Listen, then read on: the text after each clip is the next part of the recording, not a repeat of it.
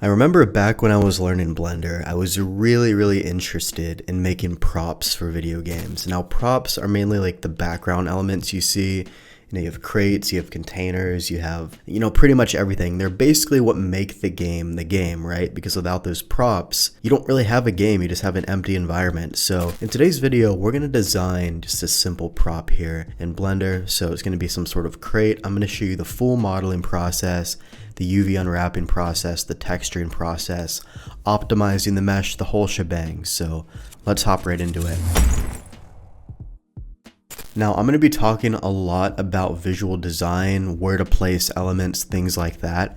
However, I go much more in depth into these rules in our Blender training over on our website. I'm going to link it below. It's totally free, and it kind of covers all the different elements you want to make sure you're using when you're actually designing in Blender. So we'll be using some of them in this video, but at the minimum, watch that training because I go into a lot more detail in how you can implement these strategies. So the first thing we're going to do is we're going to scale this a bit on the Z-axis. I kind of want to make this more or less kind of thin. And also, if you want to get this nice edge highlight that I have, go up here, go to cavity, set it to both, and then copy my settings here.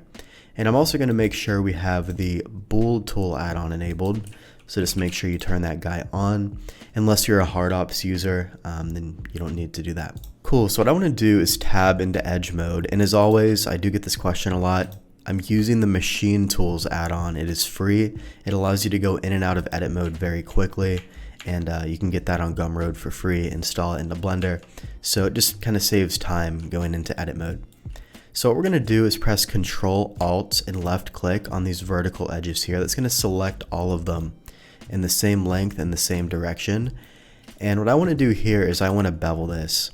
So just give this a nice round bevel. Now, nowadays poly count really isn't as important, but back in the day, or maybe for a different software, usually I would get this just round enough. Like for example, maybe right here to the point where I can't really see too much faceting, but nowadays I'm more so going for quality. So if this is too blocky for you, just give this more segments basically. So I'm going to go here and just scroll this up. This should probably be a good amount of segments here. I'm going to make this a nice round bevel, maybe a little bit more, just like that. Just use 12 segments on that one. Then I'm just going to right click and then choose Shade Auto Smooth. We're going to get this really nice kind of beveled area here. Now I'm going to scale this just a bit more on the Z axis just because I want to. And now what I want to do is tab into face mode. We're going to take these two faces here. We're going to press I to inset them. Okay. And we're going to right click and we're going to choose bridge faces. What this essentially does is it takes those two faces we have selected and kind of fuses them together. It makes a whole. And if you want to scale this in a bit more, make sure you press Alt S and not S, because what S will actually do is it'll start scaling it inside, whereas Alt S will maintain that direction. It'll scale it along the normals. So we're going to press Alt S right to about there. And then what I want to do is scale this a bit on the Z, like that. And if your shading goes a bit weird, all you have to do is go here to the normals panel and just drop this auto smooth value. Don't go too far or it's gonna break that. You're gonna have flat shading. Just make sure it's high enough to capture these edges here. There we go. Now, one very important rule of 3D design is utilizing a strategy called echoing. This allows you to get more intricate, visually appealing detail without having to really think so much about where to place it. Now, there's many different ways you can do this, but really what you want to do is you want to take an existing kind of element or direction and echo it, repeat it. And you can do this in a million different ways. That's up to you. I'm going to show you an example here. So I'm going to tab into edge mode and alt click on these edges here. I'm going to press Control B and you're going to see the bevel is a little bit skewed. So make sure in object mode you press Control A to apply the scale. You can see that scale is not uniform. So Control A, apply scale. And now when I run this bevel, I'm just going to do one segment. We're going to have a much better, bevel there. There we go. So far, so good. Now what I'd like to do is go into edit mode again. We're going to press Control R to add a loop cut here in the center. So I'm going to click and then right click. Then we're going to press Control B to bevel that. And then I'm just going to press E to extrude, right click to cancel that extrusion, and then Alt S to scale in. I'm not going to go too far, it's going to look weird, maybe just a little bit right here, like that. Basically just a supporting element in this area. And then I'm just going to scale this a bit on the Z as well, just like that. And now you're going to see we have a pretty interesting element here, but it will look a lot better if we introduce some bevels around these edges here. You'll see what I mean. So let me Alt Shift click all these edges right here, and we're going to bevel it. And we only need a few segments here, nothing crazy. Just like that. Make sure your auto smooth is catching it. Might have to increase it a bit. And there we go. Now we have a much softer interior detail. See what I mean? So that looks great. And I'm going to do the same thing to this upper edge. I'm going to bevel this one just a little bit. I just think it's going to look cool, really make it, you know, kind of a nice combo of softer edges and harder edges. And that really gives you a much better hard surface kind of sci-fi look to it, which is awesome. Exactly what I want. And then finally on this outer portion, I want to do the same thing. Control R to add a loop cut, click, and then right click to cancel, and Control B. E to extrude, right click to cancel, and then Alt S. Scale this a bit on the Z. And then just same idea. Gonna introduce some bevels here, nothing crazy. And if you don't want to have to keep adjusting this, basically you'll just need like an extra segment or something so it's not so blocky, and that should fix that problem. And now we have this really clean upper portion. This here is going to be the top of our crate. So I definitely like how this looks, very clean, very simple. Now what we need to do is make the bottom portion. There's many different ways we could approach this. So the easiest way, I'd say, is the cube. You just add in a cube. Before we do that, we need to move this 3D cursor back over here. So Shift S, cursor to world origin, and then we're going to press Shift A to add in a cube and kind of move that down. And then what you could do is you could just bevel this manually. This is a perfectly okay strategy. However, it's not going to be the most precise because see that it's kind of sticking out. We're not exactly where we need to be. Even if I use the same amount of segments, which I believe was 12, it's going to be a little bit hard to line up. So for that reason, I would just recommend stealing the geometry that already exists. Very easy to do. We're just going to go into edge mode, okay? We're going to Alt click on these edges here, Shift D to duplicate. Don't know what I just did there.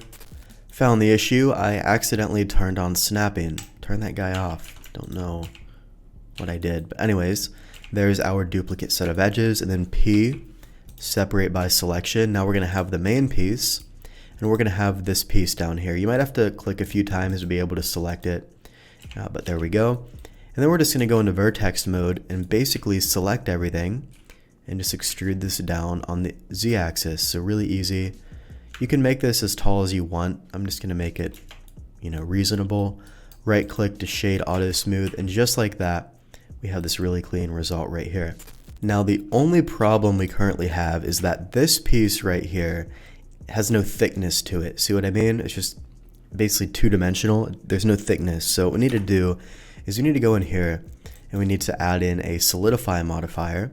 And I'm actually going to press / on the numpad to isolate the view.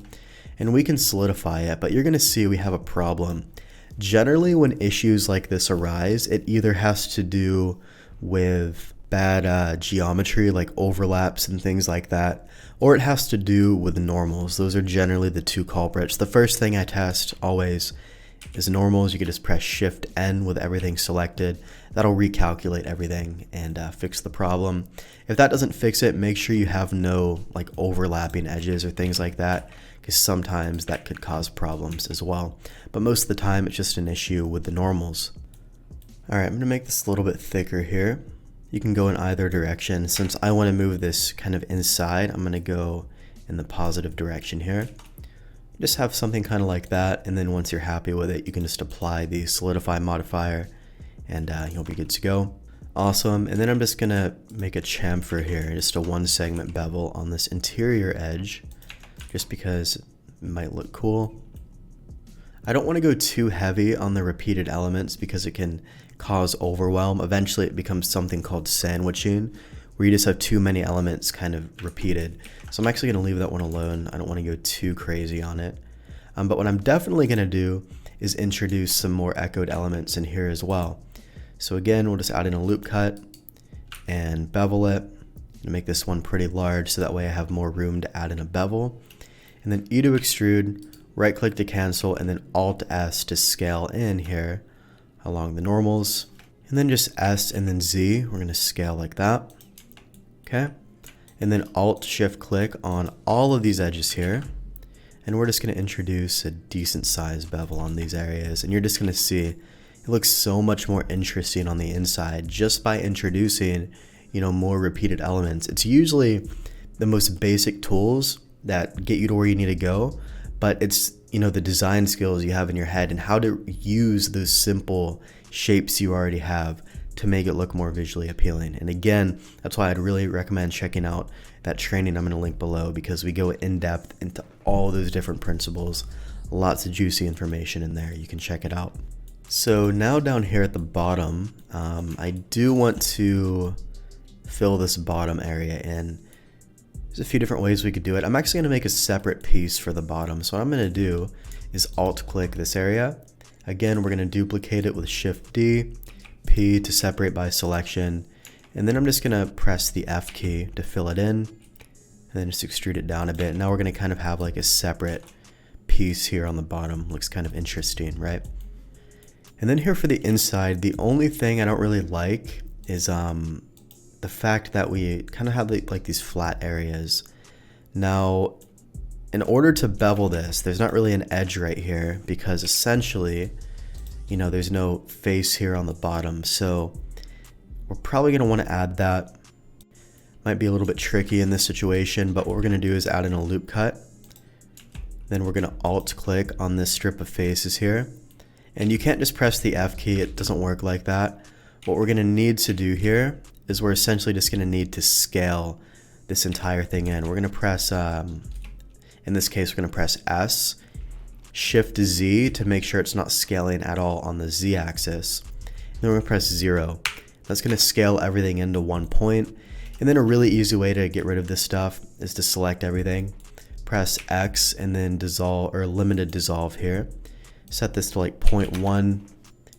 It should capture the flat areas only.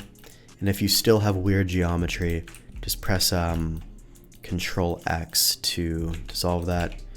Just have some issues here. Let's also try pressing M and then merge by distance. You can see we just got rid of a lot of vertices there. And then Control X to dissolve out that center vertex that we scaled everything into. So a little bit of a tricky one, but that's a really easy way to just, solve that problem there. And there we go. Now we have a nice basic shape. I'm going to unhide this guy here on the bottom. And now what I want to do is just take these edges, Alt click them, and we're just going to bevel it. And then make some more segments here. And we might have some issues down here. Interesting. So I found the problem. Remember when we dissolved out that vertex, you want to be careful. This is why you need to understand, guys, how to, identify all these different topology and shading issues. If you haven't yet bought the Hard Surface Accelerator course, we do have a ton of information on topology and shading, that type of stuff, in one of the sections. Just because it's such a major player in 3D modeling, if you don't know how to solve it, you're just going to be punching yourself in the face. It's annoying. But basically, in this case, when I dissolve this vertex, I'm going to press Control X. Watch what it did. It kind of snapped this edge back here. So when I tried to bevel this, it wasn't hitting those edges. We need to make sure this one's dissolved as well. So usually these issues you run into that I hear all the time, I can solve them within 5 seconds because they're very basic issues. You just have to know where to look, right? So now what we can do is Alt click, introduce our bevel, and we are looking good. So at this point, if you want to get fancy, if you want to make this look even more interesting, you can. Like for example, I could even go in here and just start introducing like additional detail if I wanted to, right? I could do something kind of shallow like that. Add some bevels to it, and then I just kind of have like, you know, some cool elements up here as well. Again, be careful with it because there's a very fine line between echoing detail and just straight up sandwiching your mesh. So you could kind of, you know, if you have that sandwiching issue, which we kind of have here, a lot of elements in the same direction, you could always try biasing the same detail kind of towards the bottom there. So with all that geometry selected, I just kind of slid that down, and you can kind of get away with that as well. That actually looks pretty cool. Kind of just, you know, makes it feel more balanced, right? Think of it like jewelry for a model, right? If you just wear completely plain clothes, it's kind of boring, but once you introduce some jewelry there, it kind of fills the gap, right? Same idea with models, basically. So, you know, all this visual design stuff applies not only to 3D, but, you know, architecture, designing your house, dressing, everything. And eventually, the more you do it, the more you kind of develop that eye for it. Now, only thing that's bothering me is this is below the grid. It's kind of weird to look at. I could disable the grid. It's fine. I just don't like to. I think it looks cool. So what we're going to do is unhide that one. We're just going to move this up. You can hold control to snap it and just move that on the top of the grid more or less. Doesn't really matter as long as it's above it. And now we have this cool looking crate here. Now my challenge to you is to design a hatch for the top, basically like an opening, right? So that's my challenge to you. Play with it, see what you get. For right now, we're going to move on into the UV unwrapping stage. Now, for those of you who don't know, UV unwrapping is the way we define areas of our mesh so that way we can texture it. The way texturing works, especially in like Substance Painter or something, is whenever we add textures to our model, it actually adds it to a two-dimensional version of our model and then projects it, kind of folds it into origami, into the three-dimensional version. So basically what we need to do is we need to unwrap this model, basically flatten it, kind of like origami. So if UV unwrapping is tricky to you, I understand, but it's actually not as hard as you think because I'm going to show you the easy way. So make sure you have just a material added to any of these basically. So what we're going to do is make sure these all have the same material. If they don't, you basically select the two without the material, and then you shift click on the one with the material, and then you copy the material. It'll add it to all of them. Awesome. So we're going to go one by one. The first one I want to start with is the middle piece because it's the easiest. So we're going to go in here, and we also need to go into look dev mode to see the material. Now we're not going to, you know, make materials right now. The reason I'm using this is because I want to see the unwrap. So what we have to do is go here to the shader editor, and basically you press Shift A, texture, and then image texture here. I'm gonna go to new, make this whatever size you want, set it to UV grid, and then just connect this up to the base color here, like that. And what that's gonna do is it's basically going to add in this checker texture, but right now we can't see anything. So the easy way is to press U, Smart UV Project, and do that. The issue with Blender's Smart UV Project feature is it's not good. You can see these really visible, you know, seams kind of in areas they shouldn't be. There's multiple seams, and we don't need that. This is why I always recommend unwrapping this on your own. So first thing we need to do is go up here to Options and turn on Live Unwrap. So that way when we add our seams, it'll automatically update the unwrap. So with hard surface models, basically what you do is you add seams to the hard edges. Basically the areas where if you swiped your finger on it, it would probably cut it. So these hard edges right here, right? So I'm gonna go to select sharp edges, and we're gonna right click. Let's go into, make sure we're in look dev, right click, mark seam, and this is gonna be a good start. Now if I go into, you know, top view, notice how we kind of have this circular pattern all the way around this. It's kind of a circular pattern. Now, in the context of UV unwrapping, let me go into the UV editor here, select everything, and also I need to remove this map. I don't need that.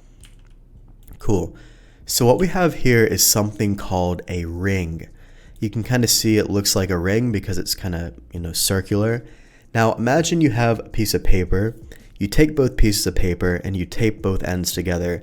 You would have a circle, like a piece of the circular paper, right?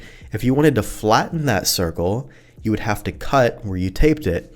Same idea applies here. To flatten this circle out, this ring as I call it, we need to just cut it. So we can cut it pretty much anywhere. And the way we do that is we hold Alt to select this strip of edges. We need to make sure these are connecting the other ones.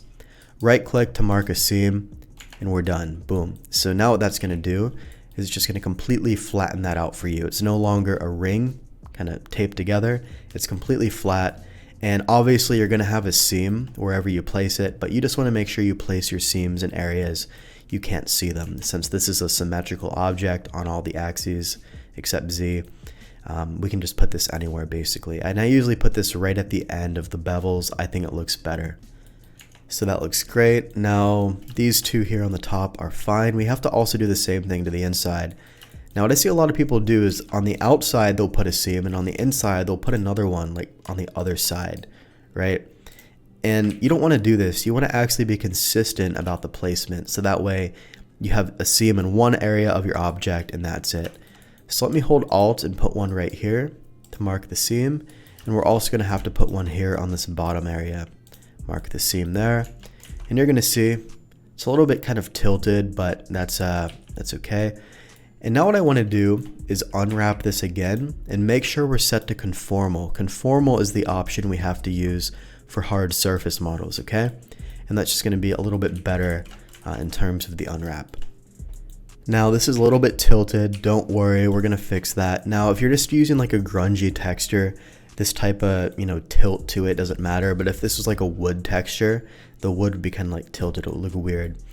So basically what we can do is we can use a tool called UV Squares, and you can get this I believe for free on Gumroad or Blender Market. And basically you just install it, you go here, you go to 2 grid by shape, and that just will straighten it out for you. You have to make sure everything is made of quads. In this case it's all quads, right? All these faces have 4 vertices. So basically if I press 2 grid by shape, it's going to do it for us. It's going to look a lot better, and now everything's straight. Obviously we have a seam here. You could always try like moving this to see what types of results you can get. Sometimes you can kind of blend it together, but it's not always going to be perfect, but there you go. So that is a nice clean unwrap. I have absolutely no issues with this at all. I'm very happy with that. And now we're just going to move on to this one. This one's a mess as well. So again, select sharp edges, right click to mark the seam, choose an area. Now we want to be consistent. Again, I know this is a separate object, but make sure you're consistent with the seam placement. You don't want a seam here and then you have a seam on the other side for the top. Be consistent with it. We're going to put the seam right here following that one as well. As a matter of fact, I'm just going to choose this strip. I don't want it to go over quite yet. One piece at a time. And if I press the L key in face mode, you can see it looks very clean. Can do 2 grid by shape to straighten that one out. Looks great. And this top piece, this is actually okay. This is an example of a ring that doesn't matter because it's on the top area, but if you wanted to, you can mark a seam down that area as well. And I'm also going to do the same thing on the inside here. Right click to mark the seam, and we're going to make sure everything's looking good. Let's just isolate this view real quick, and as long as the checkers look clean and consistent, you don't have to stress too much. Alright, awesome. So make sure you save your Blender file. You don't want to crash. And the last one down here, this is going to be really easy.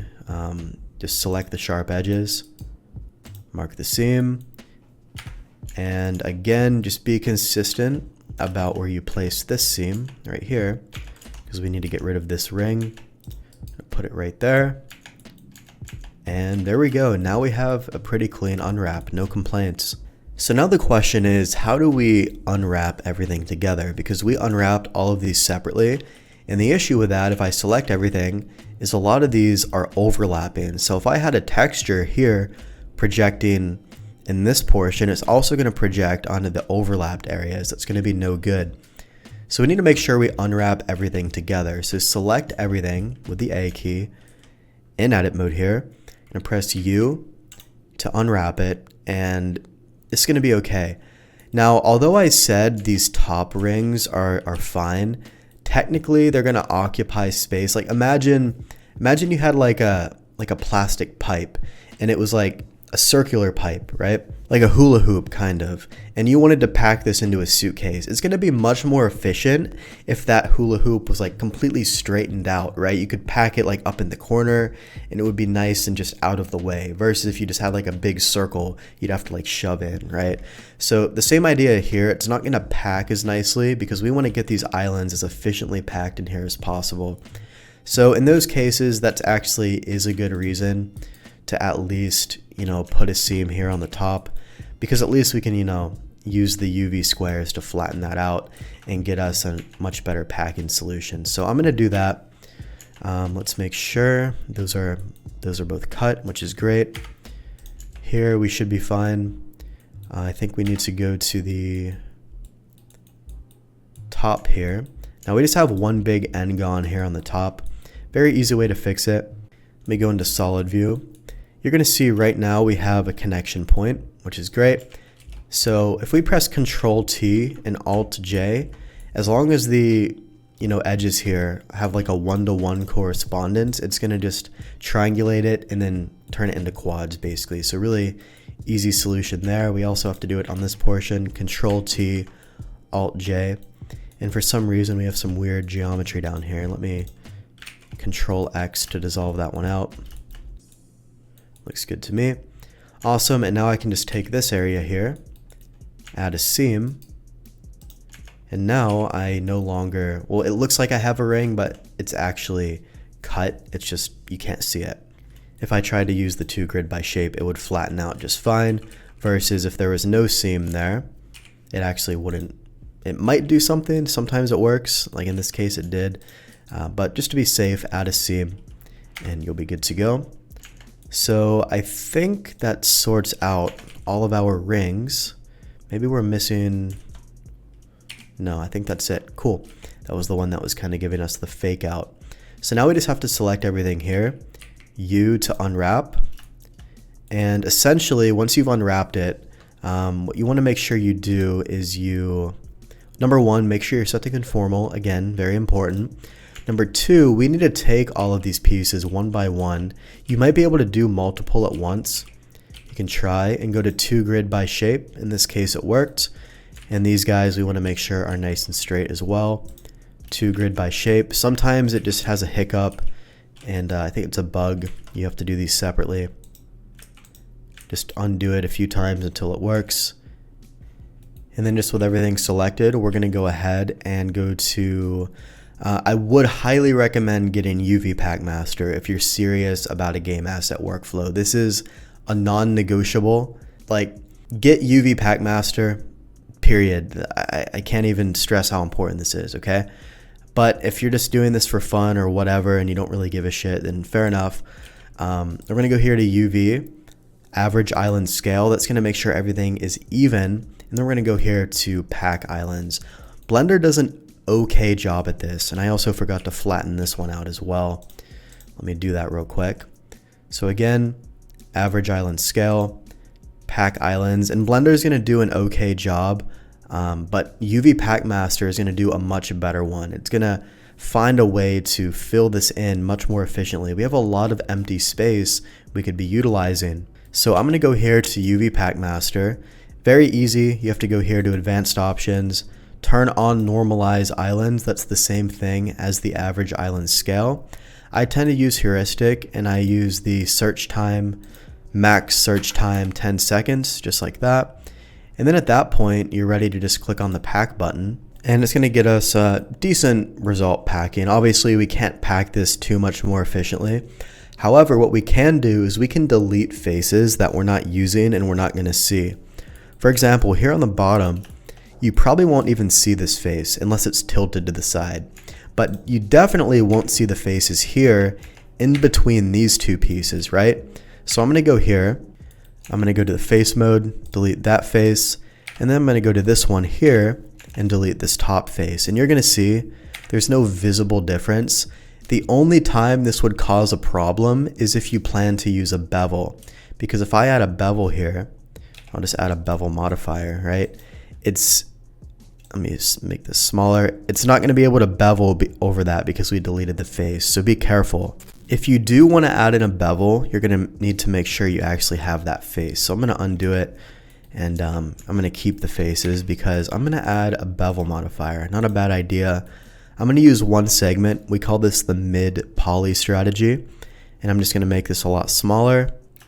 You can hold shift, and then I'm going to go to harden normals. And basically, as long as you have the copy attributes add-on turned on, it comes with Blender, turn it on, you can select these two, shift click on this one, and then Control C, copy selected modifiers, and then bevel, and it'll copy it over, and now we'll kind of have this clean, separation from the bevel here, which is awesome. You won't need to re-unwrap this, you should be fine, and but in this case, we can't delete those faces because if I delete it, again, just as a reminder, if I delete this face, the bevel goes away because it needs something to bevel over, okay? So I think this is a decent enough result. Like, there's not too much else we can do unless we added a bunch of seams everywhere. So yeah, I'm gonna leave this as it is. I'm happy with it, and we can continue on. So let's take a look at this again in our look dev. Very clean unwrap. The only thing I don't like is that these squares are a bit smaller. Interesting. Sometimes that has to do with the tool we use, that UV squares. So let me try unwrapping everything again. U and then unwrap. And let's just do these one by one because some of these we might not want to touch because, for example, here, if I go to UV squares and go to 2 grid by shape, yeah, what that ends up doing is kind of squishing those squares together. So in this situation, I don't want to do that. Can also try it for this one. If we press the L key for this inside, let's make sure we don't have the same issue. 2 grid by shape. It kind of squished those interior ones, which is not exactly what I wanted. So we could, we could technically leave that one alone. You could also add more seams if you wanted to. It might actually help it. Like, you could add a seam right here, but I don't want to do that. It's just going to look strange. So this one's technically fine. I don't like the fact that it's rotated. So I'm just going to try to rotate that a bit so it's more or less kind of straight up. There's generally a 20% rule with this type of stuff, meaning, if it's like 20% tilted or 20% smaller than the other squares, generally the human eye can't really tell the difference. And that's a rule I've kind of always followed because I've definitely noticed that to be true. Slightly tilted, but especially the textures we use, not something we really notice. But at the very least, I should be able to straighten these guys out. Let me just see which one that is. I think it's this guy in the top. We won't see too much of that, so that's fine. And same for this one here on the top. This one we should be able to straighten out without issues. So let me go here to UV squares, straighten that out, and this one's actually consistent. Great. So UV unwrapping can be a little bit tricky, you just have to be careful. And now again, I'm just going to reuse UV Pack Master to pack these islands here. And before I do that, it looks like I also missed one more. Let me take this guy and straighten that one as well. And then we can go ahead and just make sure everything's selected, pack everything together. And with UV Pack Master, this is the best it could possibly do in terms of the most efficient way to pack these items together. Even if we do it again, it's basically going to be stuck at, no, that's a bad number. Let's try this again. 0.668, that's better. And just let that run. And this is, this is acceptable, right? Generally, I eyeball this, and if the squares look small enough, then, I'm pretty happy, and I'm happy with this result. Awesome. So now at this point, we have to do a few small optimizations, and then we're ready to bring this guy over into Substance Painter, texture it, and everything is going to look great. Okay, let's go ahead and close this panel. We don't need it here, and we're ready to basically do the exporting. First things first, I do like to join everything together. So especially, like, there's rules to that. Like, this is all basically one piece, so you might as well. But if this was like separate pieces, like there is like a wire or cable attached to it or something, by all means, you don't have to join them together, but since this is more or less like one uniform object, you can press Ctrl J and just get that joined together. And yeah, it should be good to go. Now what we can do is we can rename it. You can name this literally whatever you want. However, I'm just going to call it crate, easy enough. If you're doing like low poly and high poly, which we're not doing here, there's different solutions, but nowadays it doesn't matter as much, which is great. And then what I like to do is I like to go here to this right here and then drag this so it has the same name, just to be safe. Sometimes it can cause problems, but you should be fine. And now all I need to do is just go to the modifiers panel. We're going to add in a triangulate modifier. And if you want to see how that looks, go here to viewport display and then go here to wireframe. And that's just going to make sure everything's triangulated. Also tick on the keep normals button. This is very important because sometimes game engines or texturing software, they will automatically triangulate for you, and it won't triangulate as good as Blender will do. So just make sure you add this modifier to avoid issues. Awesome. And generally the very, very last thing I do is I go to the bottom face and I move the origin point there. So Shift S, cursor to selected, and then right click, set origin to the 3D cursor. And now the origin is going to be right there at the bottom, which is awesome. Can go ahead and turn the wireframe off here and we are ready to go. We can go ahead and export this. So File, Export, FBX, and I'm going to just call this crate, FBX. And also make sure you turn on selected objects so that way it doesn't export anything else that might be in your scene. In this case, we only have one, but just do this for good measure and export the FBX. And now we're going to hop straight into Substance Painter. Now, if you've never used Substance Painter before, don't worry, I've got you covered. It's very similar to Photoshop. This is going to be a fun process. Let's go here to File, New, and we're going to use 4K. DirectX is fine. Just leave it at that. You can always flip that pretty easily if you need to. We're going to go to Select. So right here, we're going to choose the crate. Double click on that. And we don't really need to do anything else. Auto unwrap, I'm going to turn that off because we already did the unwrapping, right? So we don't need to deal with that. Click on OK. And there we go. You're going to see this thing is displaying just fine here in Substance Painter. I am going to change this view here to, I don't want to have this little UV area, so I believe it's this one. We're going to go to 3D only, just like that. And now we're ready to start texturing. Now I'm going to delete this layer here. I don't need that. I don't care about it.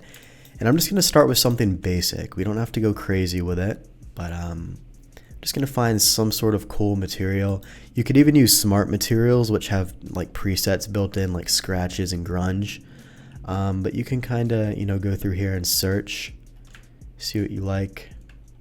Not sure if there's a way to make this panel a bit bigger, just because I don't like how small these are. I'm going to go here and I'm going to type in plastic. And we have a few different ones. This one is one of my favorites because it kind of gives you a base to go off of. So we're going to do something like that. You can also try this one, or this one, just kind of see like what different types of plastics and what you like better. I don't want to add all these, but you get the idea. So I'm going to go with this one right here, this plastic used, and I don't want to have this tan color. I'm going to go into the folder, and for the base color here, I'm going to make this more on the gray side, kind of like that, on the darker side. There we go. You can also hold shift and right mouse button to move that HDRI around. And we have way too many scratches, so you can kind of turn these off and on and see what's doing what. So we have these white speckles, way too heavy in my opinion. We're going to drop that opacity down just a bit, just so it looks better. And for the base, I'm going to make this a little bit darker again. And we're also going to make this metallic. I think a metallic would look kind of cool. And again, a little bit too dark. Whenever you go metallic, it tends to get darker, so just be careful with that. And we have these nice little bumps on the surface. Again, a little bit too heavy. I'm going to drop this down to about 25%. And it is absolutely storming outside, so if you hear that, my apologies. Okay, in this case, we can't use that slider. What we need to do here is actually go to the this physical mask and just drop that flow a bit. There we go. So just a nice little basic texture we have going on here. I might even try like a green. I think maybe a green could look kind of cool. I don't know. Let's just move this, see what we think. Let's see how it looks if it's not metallic. Maybe non-metallic would be even better. You can kind of play with this and see, you know, what type of results you want. I might need to pause this recording because the weather is terrible right now. You can also play with the roughness. I don't want to make this too reflective, but I also don't want to make it too matte. I think like, you know, in this bottom half would probably be the best in terms of reflectivity. And we could also, you know, play with the value here a bit, saturation, and just see what you want. Something like that could be okay. I still don't know if I want like a more gray type of color. Maybe that'll be better, honestly. Keep in mind, you don't have to, you know, follow the design choices I'm making. Feel free to make up your own. So what I want to do now is make some sort of pattern here towards the top. I think that'll kind of give us the balance that we need, I think. So first thing I'm going to do is take this rubber. I think this rubber is kind of the effect that I want. This one right here. We could also try this one or maybe this one. Nah, I like this default rubber here. So now what I want to do is I want to right click to add a black mask. This will remove everything. Now, once I paint whites into this black area, it will reveal it. So what I need to do is I basically need to go in here and just paint on it, and you're going to see it's going to reveal that. But this isn't actually what I want. I want to have a texture. I want to have a texture that has the same properties of this rubber right here. So what I can actually do is I can add in a fill layer. I'm going to go here, I'm going to drag this to the top. And basically a fill layer is just default layer. You can change colors, metallic, roughness, all that. I don't want any of this. I'm going to turn all these off. I only want height information, okay? So we're going to go here and I'm just going to type in, I already did it because I had to re-record this part, but type in diagonal. I'm going to choose this fabric diagonal. And what this is essentially going to do, if I go back here and I start painting this in, we're going to actually have this kind of diagonal texture. Now, the first thing I need to do is make sure, let me actually right click and clear this mask so I can remove the mask, sorry, so I can see this. So I'm going to just rename this to diagonal texture so I know what it is. And I'm just going to make this tile really, really high. You know, kind of like that. And what I also want to do here, actually, you know what? This is fine. So we're going to go back to this main folder, and keep in mind, this just has multiple different properties. We have the texture, we have, you know, this rubber effect, the color. It's just all kind of piled into one folder. So I'm going to right click and add a black mask, which will affect everything in the folder. And now what I can do is I can hold, what is the command again to hop into the side view? I'm still used to Blender. It's Alt Shift and left mouse button. You can kind of hop into these different views here. So basically what I want to do is I want to have this strip of detail all the way across the top. Let me turn this back on. For some reason that got turned off. And there we go.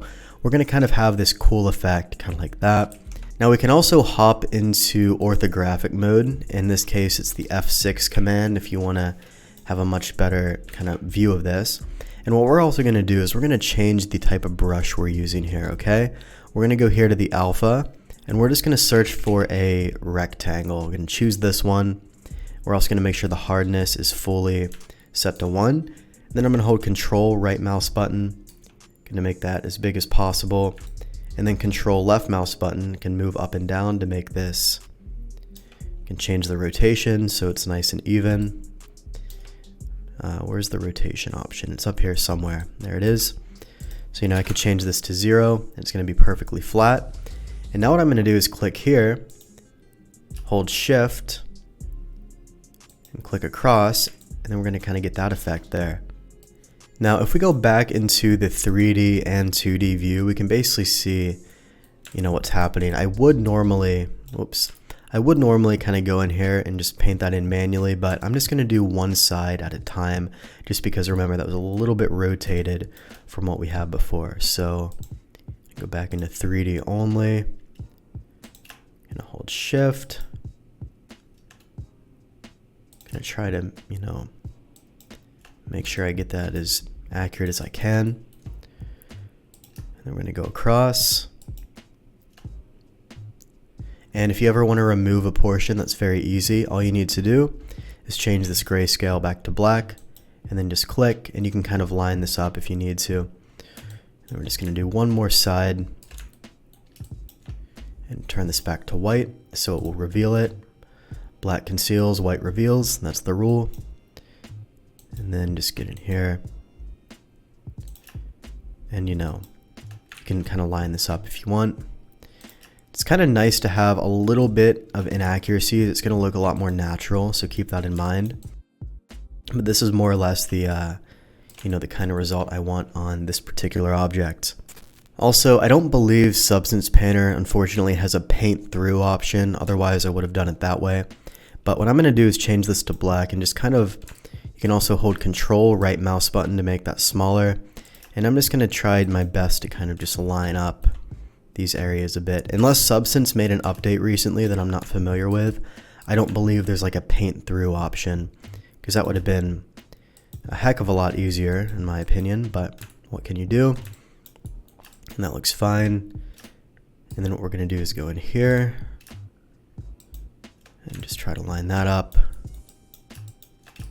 and line this up as well, right there from the top to the top. And that just looks a heck of a lot better in my opinion. Now, if you want to get fancy, you can always go in here. You can go to the rubber base. You can change things like the, color if you want to kind of give it like a kind of a contrast to it. You're more than welcome to do that. That looks great. Now, I also need to line up a little bit darker. I also need to make sure I line up the top portion here. So click, just get that lined up. It's me being a little bit pedantic, but if you want quality results, this is what you should probably be doing. And then just go in here, finish up this one. And I'm definitely fine with this. This looks good. And we have this cool little texture. And we can go to this diagonal texture. We can bend it, right? If you want it to be like straight, you can pretty much get whatever result you want. I'm going to go to 0.5. And also, we're going to increase the number here. So that way it's a little bit cooler looking, I guess. And you can play with the tiling if you want. I think this is fine. Then if you don't want it to be bent, you can always keep it straight. But I think that, 45-degree bend is pretty cool. Try like 8 on the number. And that looks good to me.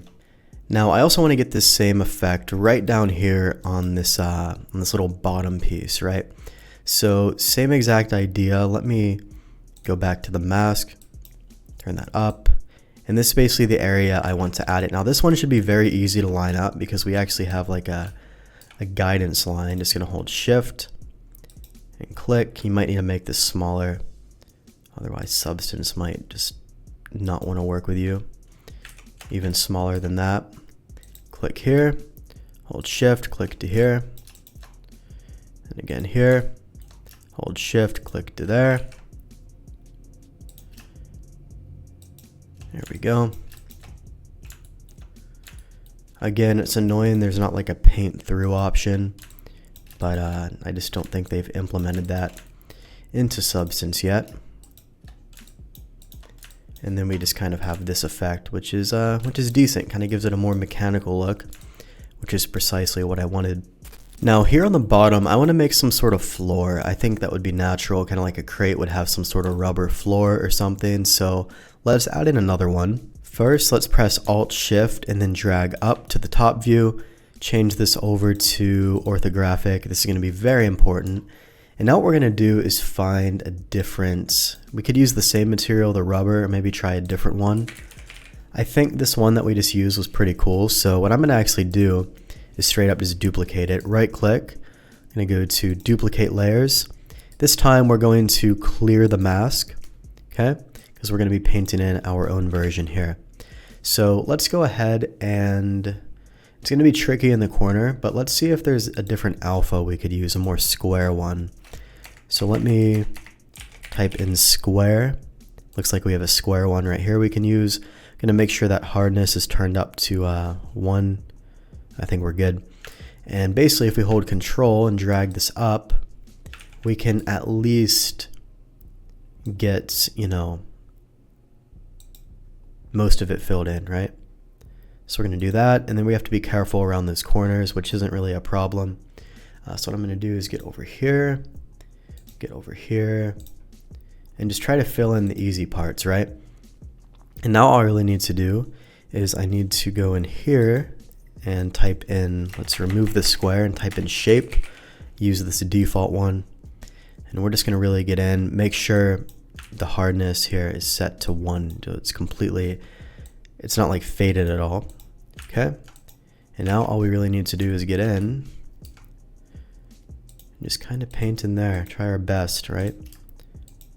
Don't have to be perfect, you just need to be good enough to get the result you want. You're going to see we have the seam, because remember we marked a seam in there. You know, it's kind of the name of the game. Sometimes you're just going to have to see the seams, but not really a big deal. So going to get in, can hold shift and just, you know, slowly paint around there. Again, this doesn't have to be perfect, because an item like this wouldn't be perfect in the first place. A lot of this detail would kind of be like, you know, rusting away and things like that. So it's a little bit on the bevel, but that's okay. I don't like the color on this one, so what I am going to do is I'm going to go here in the folder, go to that rubber base color. We're going to make this really, really dark here, okay? And we could also try metallic. It's going to look weird, I think, though, so maybe not. The roughness definitely is not going to be reflective. This is going to be higher. And if you want to, you can always go back to the mask and paint even higher. I think painting right around the bounds of this bevel would be a good idea. So let's change back to orthographic.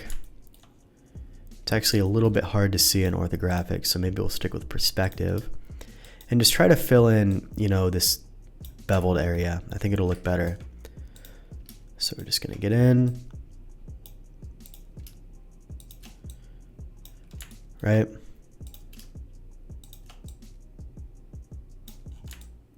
And I just think this looks a little bit better kind of on the bottom there, which is awesome.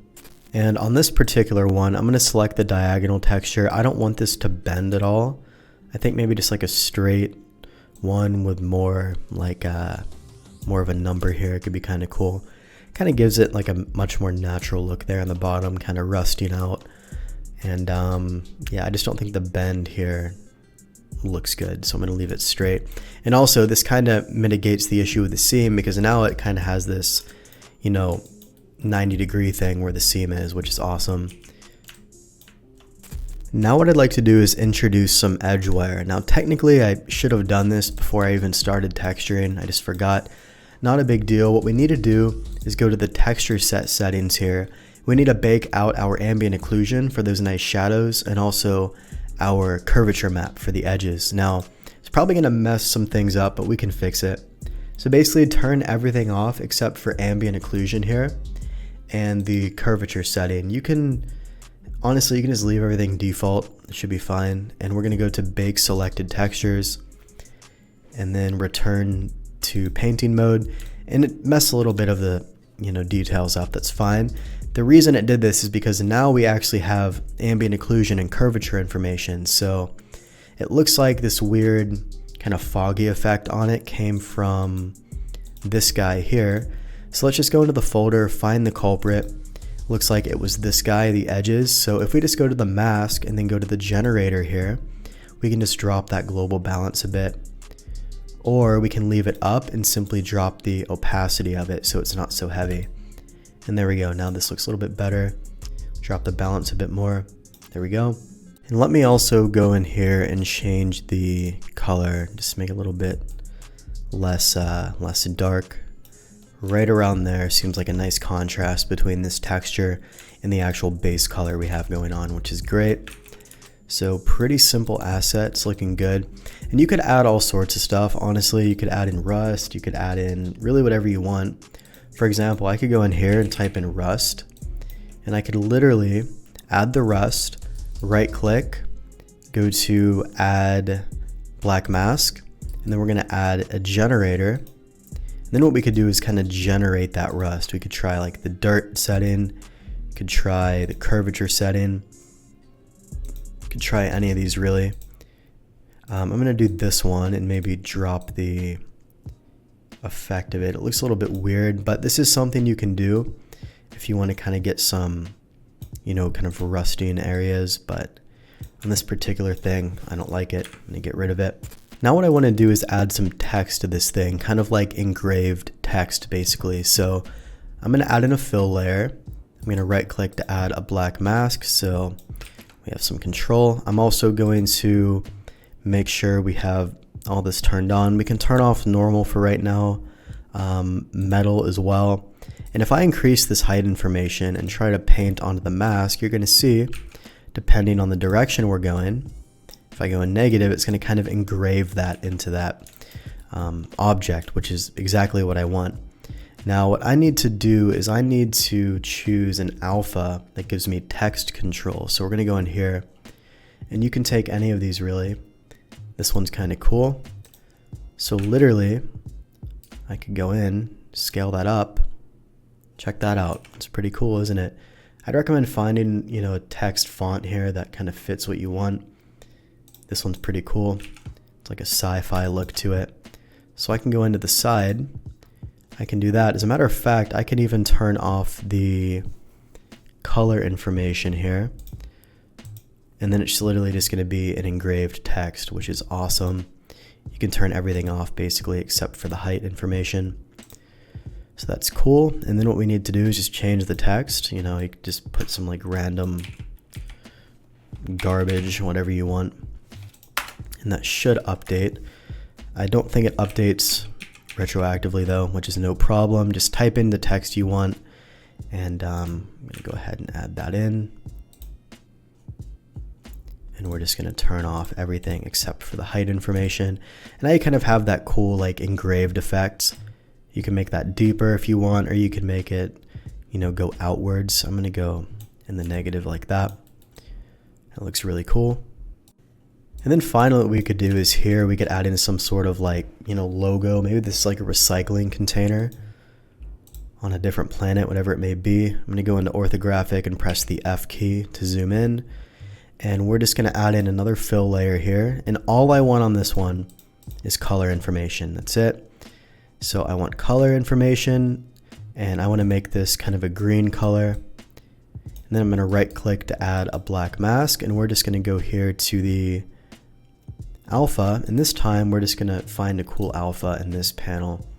Maybe like a recycling logo could be cool, or biohazard, whatever you want. This can be like a sci-fi kind of recycling logo, I guess. Let's go in and just find a good place to put it. You don't want it to look out of place, which it kind of does right now, if I'm honest. So maybe we could go to the back side and add that in over there. Or even try like a different logo. Maybe a different logo will feel more balanced on this thing. So right there above it. Not really fitting what I want to go for, but maybe if I just do like a really small one right there.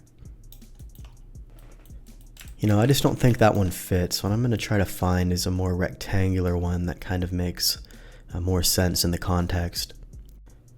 Could do something cool like this, just a random little detail. Doesn't really have to mean anything, it just has to look cool, right? And then if you want to, you can always go back in here and kind of change the color. If you want it to kind of pop out a bit more, there you go. Make that a little bit darker. Right around there should be fine. So that is really it. I think this is a good stopping point. Feel free to add in more detail if you want. That's totally up to you. I definitely like how this thing looks. I decided to change this to a red color just because, I don't know, I think it looks better. And also, I think this is too big, so what I'm going to do is just clear that mask and then just make another one here that's just a little bit smaller. And just get it right there in the middle, more or less. There we go. And I'm definitely happy with this. So that is basically it for the process. You model in Blender, you do a little bit of unwrapping, you triangulate the model, and then you bring it here into your texturing software of choice, and you texture it, and you're good to go. So at this point, this kind of depends on what you're doing afterwards. You would go up here to export textures, and depending on where you're using this, you would have, you know, different options here. And for example, if you're using like CryEngine, there's presets for that. So this part's up to you. You just choose the area you want to export it, and then you choose the folder. I would export in 4K. You export the textures, you bring them into your software of choice, and you're good to go. That's really it. So I hope this video was valuable. If it was, definitely check out some of our stuff over on blenderbros.com. Like I said, we have a really good free training. I would highly recommend you give a watch. It's going to help you a lot with your visual design. And if you want something a little bit more hands-on, you can check out our Hard Surface Accelerator program over on our website. That one is really good as well. So thanks for watching. See you in the next one.